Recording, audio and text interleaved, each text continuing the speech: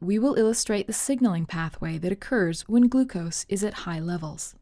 This pathway involves multiple proteins and signaling events. This is termed cytoplasmic signaling.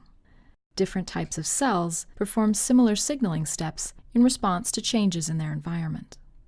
When high levels of glucose are detected by beta cells in the pancreas, insulin is released by the cells. The insulin circulates through the bloodstream until it binds to an insulin receptor embedded in the cell membrane of a muscle, fat, or brain cell.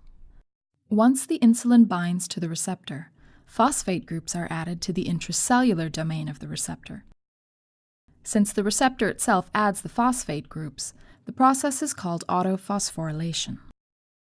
This phosphorylation event sets off a cascade of molecular events. The activated receptor protein then adds a phosphate group to another closely associated protein. This effectively passes the signal from the receptor to the next step in the signal pathway.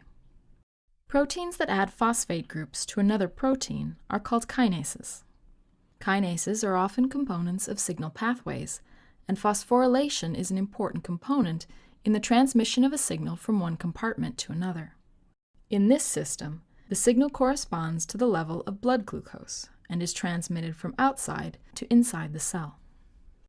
Next, we see a large pool of molecules that are embedded in the membrane also being phosphorylated. Other proteins are then in turn phosphorylated, further transmitting the first extracellular signal that was originally sent from outside the cell membrane.